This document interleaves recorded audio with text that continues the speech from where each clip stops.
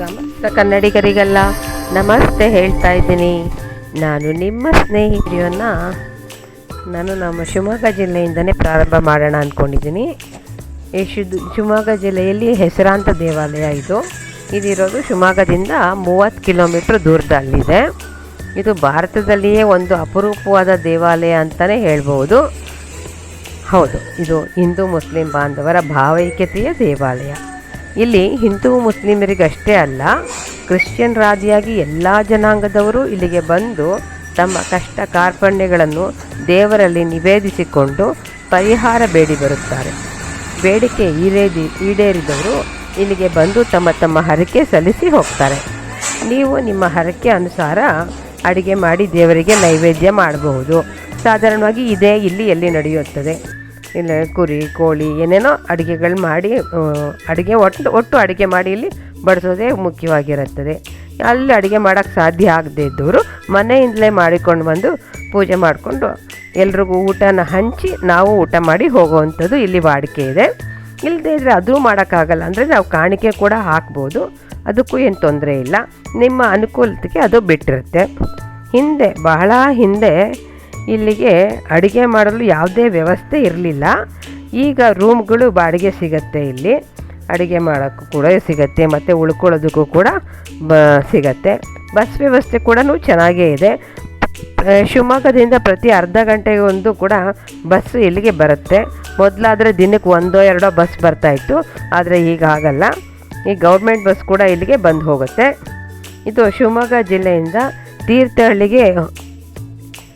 ತೀರ್ಥಹಳ್ಳಿ ತಾಲೂಕಿಗೆ ಸೇರುತ್ತೆ. ಇದು ಶಿವಮೊಗ್ಗದಿಂದ ಆನಂದಪುರಕ್ಕೆ ಹೋಗೋ ಮಾರ್ಗದಲ್ಲಿ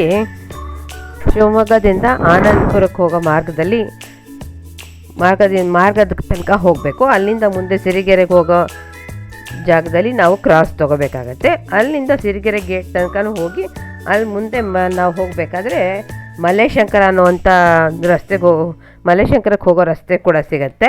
ಆ ರಸ್ತೆನೂ ದಾಟಿ ನಾವು ಮುಂದೆ 13 ಕಿಲೋಮೀಟ್ರ್ ದಾಟಿದ್ರೆ ಈ ನಮ್ಮ ಹಣಗೇರಿ ಕಟ್ಟೆ ಅನ್ನುವಂಥ ಕುಗ್ರಾಮ ಸಿಗೋದು.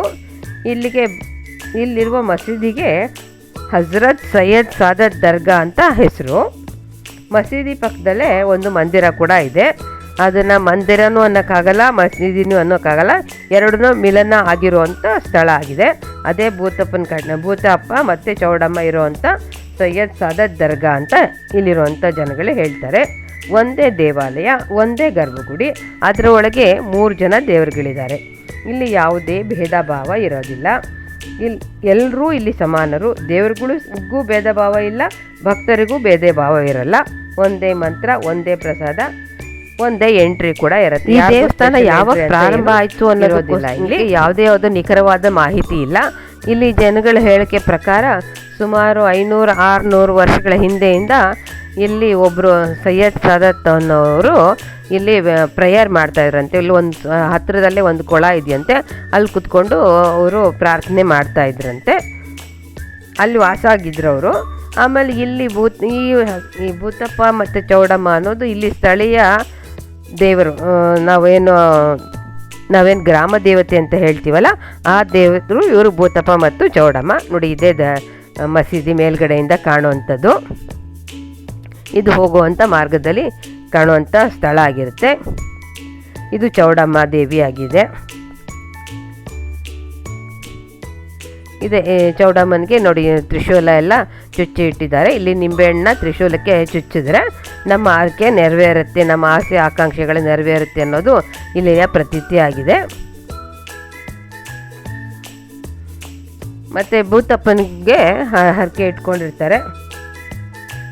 ಇದು ಭೂತಪ್ಪನ ಕಟ್ಟೆ ಆಗಿದೆ. ಇದು ನೋಡಿ ಹೊರಗಡೆಯಿಂದ ನಾವು ಕಾಣುವಂಥ ದರ್ಗಾ ದೇವಾಲಯ. ಪಕ್ಕದಲ್ಲಿ ಮಸೀದಿ ಇದೆ, ಪಕ್ಕದಲ್ಲಿ ದೇವಾಲಯ. ದರ್ಗಾಕ್ಕೆ ಒಂದು ಕಂಬಿ ಒಂದು ಹಸಿರು ಬಟ್ಟೆ ಕೊಡ್ತಾರೆ. ಅದಕ್ಕೆ ನೋಡಿ ಕಟ್ಟಿದ್ದಾರೆ. ನೋಡಿ ಇಲ್ಲೆಲ್ಲ ಬಟ್ಟೆ ಒಳಗಡೆ ನಾವು ಕಾಯಿನ್ಗಳನ್ನ ಕಟ್ಬಿಟ್ಟು ನಮ್ಮ ಸಂಕಲ್ಪ ಮಾಡ್ಕೋಬೇಕು, ನಮಗೇನು ಪ್ರಾರ್ಥನೆ ಮಾಡ್ಕೋಬೇಕು ಅನ್ನೋದನ್ನು ಸಂಕಲ್ಪ ಮಾಡಿ ಇಲ್ಲಿಗೆ ಈ ಕಂಬಿಗಳಿಗೆ ಕಟ್ಟಿದ್ರೆ ಅದು ನೆರವೇರುತ್ತೆ ಅನ್ನೋದು ಇಲ್ಲಿ ಪ್ರತೀತಿಯಾಗಿದೆ. ನಾನು ಕೂಡ ಹಿಂದೆ ಕಟ್ಟಿದ್ದೆ ಒಂದು ಸರ್ತಿ, ನೆರವೇರಿತ್ತು ಕೂಡ ನನಗೆ. ಇದು ಹಜರತ್ ಸೈಯದ್ ಅವರ ಸಮಾಧಿ ಆಗಿರುತ್ತೆ. ಇವ್ರನ್ನ ಇಲ್ಲಿ ಜೀವಂತ ಸಮಾಧಿ ಮಾಡಿದ್ದಾರೆ ಅಂತ ಹೇಳ್ತಾರೆ. ಇಲ್ಲಿಗೆ ನಾವು ಹಸಿರು ಬಟ್ಟೆನ ಕಟ್ಟೋದು ಇದಕ್ಕೆ, ಮತ್ತು ಸಕ್ಕರೆ ಓದಿಸೋದು, ನವಿಲ್ಗರಿ ಇದು ಮಾಡೋದು ಇದೆಲ್ಲ ಮಾಡ್ತಾಯಿದ್ರು. ಇದು ಚೌಡಮ್ಮನಿಗೆ ಭೂತರಾಯನಿಗೆ ಕಟ್ಟಿರೋಂಥ ಮೊಳೆ ಹೊಡೆದಿರೋದು, ಚೈನ್ ಕಟ್ಟಿರೋದು. ಇದನ್ನು ಹೇಳ್ತೀನಿ. ಈ ಮತ್ತಿ ಮರಕ್ಕೆ ಇದನ್ನೆಲ್ಲ ಮಾಡಿರ್ತಾರೆ. ಈ ಮತ್ತಿ ಮರ ತುಂಬ ಶ್ರೇಷ್ಠವಾದ ಕರಿ ಮತ್ತಿ ಮರ ಅಂತ ಹೇಳ್ತಾರೆ. ಈ ಮರಕ್ಕೆ ಇದು ಸಾವಿರಾರು ವರ್ಷಗಳ ಹಳೆಯ ಮರ ಇದು. ಇದಕ್ಕೆ ಹಿಂಗೆ ಮಾಡಿದ್ದಾರೆ. ನಮ್ಮ ಜೀವನದಲ್ಲಿ ಈ ಸ್ಥಳನ ಒಂದು ಸತಿ ನೋಡಲೇಬೇಕಾದಂಥ ಪುಣ್ಯಭೂಮಿ ಅಂತ ನನಗಂತೂ ಅನಿಸುತ್ತೆ.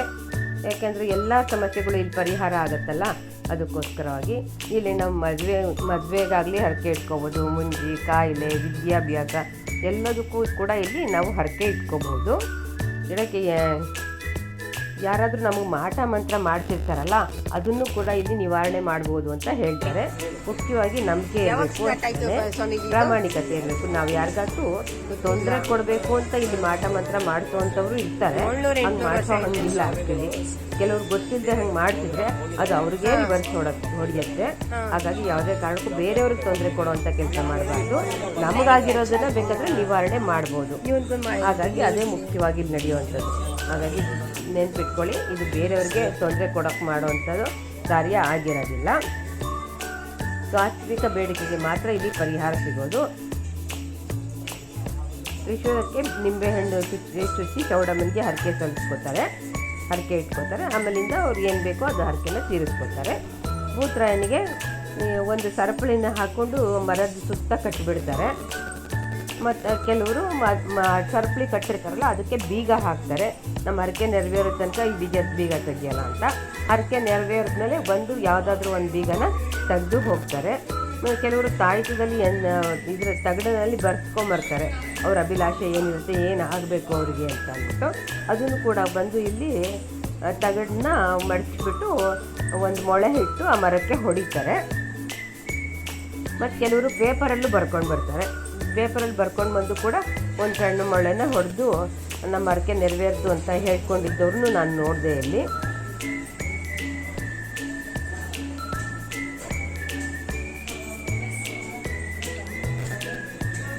ಇವ್ರಿಗೆ ಹಜರತ್ ಸೈಯದ್ಗೆ ಮಾತ್ರ ಕಾಯಿನ್ ಕಟ್ಟೋದನ್ನು ನೋಡಿದ್ದೀನಿ. ಹಸಿರು ಬಟ್ಟೆನಲ್ಲಿ 5 ರೂಪಾಯಿ ಅಥವಾ 1 ರೂಪಾಯಿ ಕಾಯಿನ್ನ ಇಟ್ಬಿಟ್ಟು ಕಟ್ಟಿ ನಮ್ಮ ಹರಕೆನ ಸಲ್ಲಿಸಬೇಕು. ಆದ ನಂತರ ಇದು ಮಾಡ್ಬೋದು. ನೋಡಿ, ಇದು ಭೂತರಪ್ಪನಿಗೆ ಮತ್ತು ಚೌಡಮ್ಮನಿಗೆ ನೈವೇದ್ಯ ಇಡುವಂಥ ಸ್ಥಳ ಆಗಿರುತ್ತೆ. ಮೊದಲು ಗರ್ಭಗುಡಿಲೇ ನೈವೇದ್ಯ ಇಡ್ತಾಯಿದ್ರು. ಈಗ ಹೊರಗಡೆ ಗರ್ಭಗುಡಿಲಿ ಇಡೋಕ್ಕೆ ಕೊಡಲ್ಲ, ಹಣ್ಣು ಕಾಯಿ ಮಾತ್ರ ತೊಗೊಂಡೋಗ್ಬೋದು. ಹೊರಗಡೆ ನೈವೇದ್ಯ ಇಡಬೇಕು. ಇದೆಲ್ಲ ರೂಮ್ಸು. ಮೊದಲು ಹಳೆ ರೂಮ್ಗಳಿತ್ತು, ಇದು ಹೊಸದಾಗಿ ಕಟ್ಟಿರುವಂಥ ರೂಮ್ಗಳು. ಇಲ್ಲಿ ನಂಬರು ಕೊಟ್ಟಿದ್ದೀನಿ ನಾನು. ಆ ರೂಮ್ ನಂಬರ್ನ ಫೋನ್ ಮಾಡ್ಕೊಂಡು ಬೇಕಾದರೆ ನೀವು ಹೋಗೋಕ್ಕೆ. ಇಲ್ಲಿ ಪವಾಡನ ಕೆಲವ್ರ ಬಾಯಿನಲ್ಲಿ ಕೇಳೋದಿತ್ತು, ಅವರು ಮುಖ ತೋರ್ಸೋಕ್ಕೆ ಇಷ್ಟಪಡಲಿಲ್ಲ. ಹಾಗಾಗಿ ಅವ್ರು ಹೇಳಿದ್ದನ್ನು ನಾನೇ ನಿಮ್ಗೆ ಹೇಳ್ತಿದ್ದೀನಿ. ಅವರು ತುಂಬಾ ನೊಂದ್ಕೊಂಡಿದ್ದಂತೆ. ಅವ್ರು ತಮ್ಮ ಮನೇಲಿ ನೆಮ್ಮದಿನೇ ಹಾಳಾಗೋಗಿತ್ತಂತೆ. ಯಾಕೆ ಅಂತಲೂ ಗೊತ್ತಿಲ್ಲ. ಯಾರು ಏನು ಮಾಡಿದ್ದಾರೆ ನಮಗೆ ಅನ್ನೋದೇ ಅರ್ಥ ಆಗ್ತಾ ಇರಲಿಲ್ಲ. ಹಾಗಾಗಿ ನೊಂದ್ಕೊಂಡು ಈ ದೇವಸ್ಥಾನಕ್ಕೆ ಬಂದು ಕಣ್ಣೀರು ಇಟ್ಕೊಂಡು ಕೇಳ್ಕೊಂಡಿದ್ರಂತೆ. ಆದರೆ ಇವಾಗ ಅವ್ರಿಗೆ ಅದೆಲ್ಲ ನೆಮ್ಮದಿ ನೆರವೇರಿದೆ. ತಾಯಿ ನಡೆಸ್ಕೊಟ್ಟಿದ್ದಾಳೆ. ಒಂದು ಲೈಕ್ ಕೊಡಿ. ಹೊಸಬ್ರಾಗಿದ್ದರೆ ಸಬ್ಸ್ಕ್ರೈಬ್ ಮಾಡ್ಕೊಳ್ಳಿ. ಈ ದೇವಸ್ಥಾನನ ಪ್ರಚಾರ ಮಾಡಬೇಕು ಅನ್ನೋ ಅಂಥ ಗೀಳಂತೂ ನನಗಿಲ್ಲ. ನನಗೆ ಒಳ್ಳೇದಾದಂಗೆ ಬೇರೆಯವ್ರಿಗೂ ಒಳ್ಳೇದಾಗಲಿ ಅನ್ನೋದಷ್ಟೇ ನನ್ನ ಉದ್ದೇಶ ಆಗಿದೆ. ದೇವರಿಗೆ ಯಾವುದೇ ಪಬ್ಲಿಸಿಟಿ ಬೇಕಾಗಿರಲ್ಲ, ನಮ್ಮ ಅನುಕೂಲಕ್ಕೆ ತಾನೇ ಬೇಕಾಗಿರೋದು. ಅವಕಾಶ ಮಾಡ್ಕೋಬೋದು. ಈ ವಿಡಿಯೋ ನಿಮ್ಗೆ ಇಷ್ಟ ಆಯಿತು ಅಂದರೆ ಒಂದು ಲೈಕ್ ಕೊಡಿ. ಹೊಸಬ್ರಾಗಿದ್ದರೆ ಸಬ್ಸ್ಕ್ರೈಬ್ ಮಾಡ್ಕೊಳ್ಳಿ. ಈ ದೇವಸ್ಥಾನನ ಪ್ರಚಾರ ಮಾಡಬೇಕು ಅನ್ನೋ ಅಂಥ ಗೀಳಂತೂ ನನಗಿಲ್ಲ. ನನಗೆ ಒಳ್ಳೇದಾದಂಗೆ ಬೇರೆಯವ್ರಿಗೂ ಒಳ್ಳೇದಾಗಲಿ ಅನ್ನೋದಷ್ಟೇ ನನ್ನ ಉದ್ದೇಶ ಆಗಿದೆ. ದೇವರಿಗೆ ಯಾವುದೇ ಪಬ್ಲಿಸಿಟಿ ಬೇಕಾಗಿರಲ್ಲ, ನಮ್ಮ ಅನುಕೂಲಕ್ಕೆ ತಾನೇ ಬೇಕಾಗಿರೋದು.